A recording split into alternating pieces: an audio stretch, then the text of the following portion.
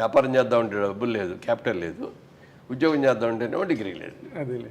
ఏం చేయాలి అనుకున్న టైంలో ఒక మంచి ఆఫర్ ఇచ్చారు మా చిన్నాన్నగారు ఒక ఆయన, గుత్తా మాణిక్యాలరావు గారు అని. ఆయనకి ఏలూరులో కిసాన్ ఇంజనీరింగ్ కంపెనీ అని చాలా పెద్ద షాప్ ఉండేది. Okay. Oil engines, electric Motors, tractors ఇవన్నీ కూడా డీల్ చేసేవాడు ఆయన. నేను బెదవాడలో బ్రాంచ్ పెడదాం అనుకుంటున్నాను రా, నువ్వు వర్కింగ్ పార్ట్నర్గా చేస్తావా అన్నాడు. తప్పకుండా చేస్తానండి అన్న. నెలకు 100 రూపాయలు జీతం ఇస్తాను, 15 పైసలు లాభాల్లో వాటా ఇస్తాను అన్నాడు. ఆయన దాంట్లో ఇంకో పార్ట్నర్ కూడా అయ్యన్న గారని, వాళ్ళిద్దరూ ఉన్నారు. నన్ను వర్కింగ్ పార్ట్నర్గా చేసుకున్నాను. వెంటనే నేను ఓకే అన్నాను, జాయిన్ అయిపోయాను. బాగా కష్టపడి పనిచేశాను. మంచి ప్రాఫిట్స్ కూడా కంపెనీకి తీసుకొచ్చాం. ఓ స్టేజ్ అయిన తర్వాత 3 ఏళ్ళు అయిన తర్వాత మా చిన్నాన్నగారే పిలిచి ఒక రోజున అడిగారు, రే నాకు ఇది కూడా చేసుకోవటం నాకు కుదరట్లేదు, ఎవరో అడుగుతున్నారు షేర్ ఇచ్చేయమని. నేను వాళ్ళు ఎవరికైనా ఇచ్చే ముందు నీకు ఆఫర్ ఇవ్వాలి కదా, నీకు ఇస్తున్నాను ఆఫర్, నువ్వు తీసుకుంటావా అన్నాడు. నా దగ్గర డబ్బులు ఉంటే ముందే పెట్టుబడి పెట్టేవాడిని కదా, నా దగ్గర డబ్బులు లేవు కదా అన్న. అంతా అది ఆలోచించుకో, మరి వారం రోజులు టైం ఇస్తాను, నువ్వు ఏదైనా తీసుకోగలిగి ఫైనాన్స్ చేసుకోగలిగితే వచ్చాడు, నువ్వు కాదంటే మాత్రం వేరే వాళ్ళకి ఇచ్చేస్తాను అన్నాడు. ఇంటికెళ్ళి కూర్చొని ఆలోచిస్తున్నా ఏం చేయాలని. మావిడికి కనిపెట్టి మ్యారేజ్ అయిపోయింది. విజయవాడ బిజినెస్ చేస్తున్న రోజుల్లోనే మ్యారేజ్ అయిపోయింది. అంటే 63లో బిజినెస్ మొదలు పెట్టాం, 65లో మ్యారేజ్ అయింది. ఇది 67 ఆ టైంలో ఇది ఆయన అడిగినప్పటికీ ఏంటి ఆలోచన అంటే ఏం లేదు అన్న కానీ కనిపెట్టేసింది. ఏదో సంథింగ్ అని. చెప్పండి ఏముంది అని అంటే, ఇట్లా చిన్నాన్నగారు ఈ ఆఫర్ ఇచ్చారు, మరి నా దగ్గర డబ్బులు లేవు కదా, నేను ఎట్లా తీసుకోవాలి, అందుకని వద్దని చెప్పాను అన్న. అంటే అదేంటది, నాకు పెళ్ళికి మా పేరెంట్స్ నాకు 5 ఎకరాలు ఇచ్చారు కదా, 5 ఎకరాలు అమ్మేసి ఆ డబ్బుతో పెట్టడం. Nothing doing. ఆడపిల్ల ఆస్తుల్ని మేము చేసుకోవటం అనేది నేను సంపాదించి చేయాలి తప్ప, నీ పొలం మీ వాళ్ళు పెయింట్ వాళ్ళు ఇచ్చిందా అది అమ్మడం చేయటం ఏంటని వద్దన్న అనమాట. వద్దన్నా కూడా నన్ను కన్విన్స్ చేసింది. కన్విన్స్ మీరేమో రావద్దు, మీరు ఎవరిని అడగొద్దు. నేను మా ఇంటికి వెళ్ళి మా అమ్మ నాన్నగారిని మాట్లాడి, అప్పటికి ఫాదర్ లేరు, ఫాదర్ తెలిపారు, చిన్నాన్నగారు ఉన్నారు. చిన్నాన్నగారు మా తాతగారు వాళ్ళతో మాట్లాడొస్తాను నేను, వాళ్ళందరూ అభ్యంతరం పెట్టకపోతే ఇది చేస్తామండి.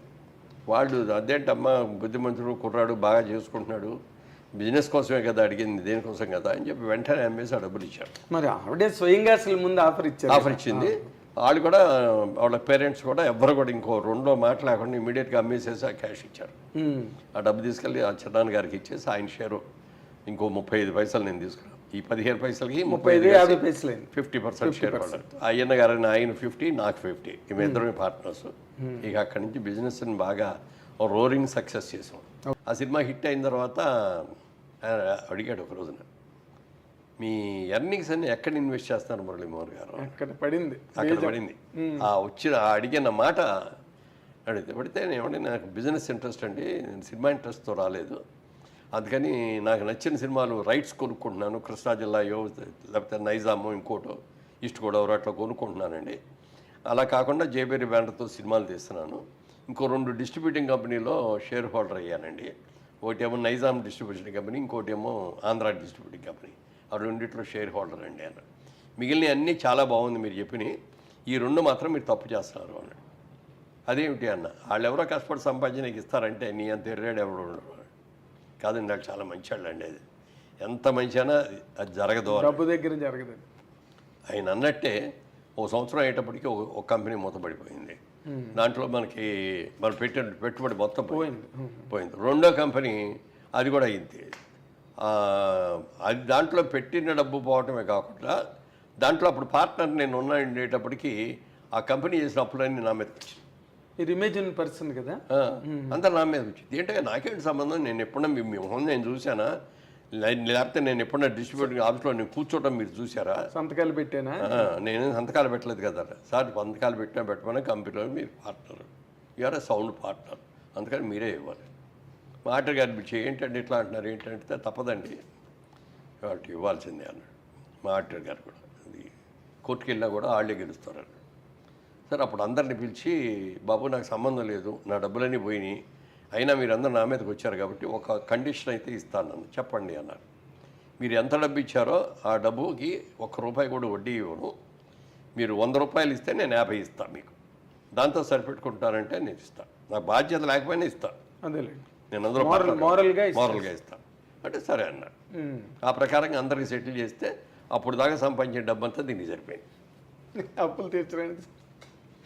అప్పుడు సోమనాథ్ గారి దగ్గరికి వెళ్ళాను, ఏమండి మీరు చెప్పిందే జరిగింది సార్, 2 కంపెనీలు మూతపడిపోయినాయి, పెట్టిన పెట్టుబడి పోగొట్టడమే కాకుండా మళ్ళీ ఎదురు కూడా కట్టాల్సి వచ్చింది అన్న అని అప్పుడు అన్న, ఏమంటే మీరు నాకంటే సీనియర్ హీరో, నాకంటే పెద్ద హీరో, బాగా ఎక్కువ రెమ్యూనరేట్స్ తీసుకున్నారు, పెద్ద హిట్స్ సినిమాలు ఉన్నాయి, మీ ఎర్నింగ్స్ అన్ని ఎక్కడ పెడతారండి అన్నాను. ఓకే, మీరు అడిగారు? నేను అడిగా ఆయన్ని. అడిగితే అప్పుడు చెప్పాడు ఆయన, ఈ ప్రపంచంలో 3 వంతులు సముద్రం, 1 వంతే ల్యాండ్ ఉన్నది. దీంట్లో కూడా మనం మంచు పర్వతాల్లో వెళ్ళి బతకలేము, ఎడారులు వెళ్ళి అంతకంటే బతకలేము.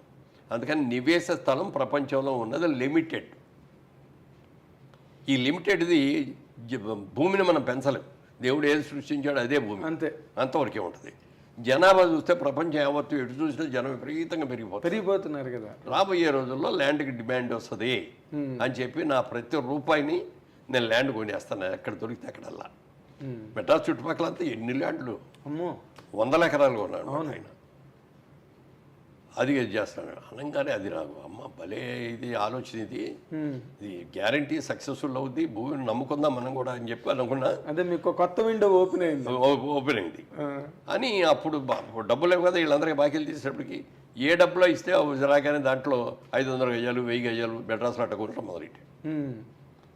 అవన్నీ బాగా రేట్లు పెరిగింది. ఓకే, తర్వాత ఇండస్ట్రీ ఇక్కడ షిఫ్ట్ అయిపోయిన తర్వాత అప్పటికి అనౌన్స్ చేశాను, 50 ఏళ్ళు పూర్తి అయిపోయింది నాకు, ఇక నుంచి నేను హీరోగా వేయను.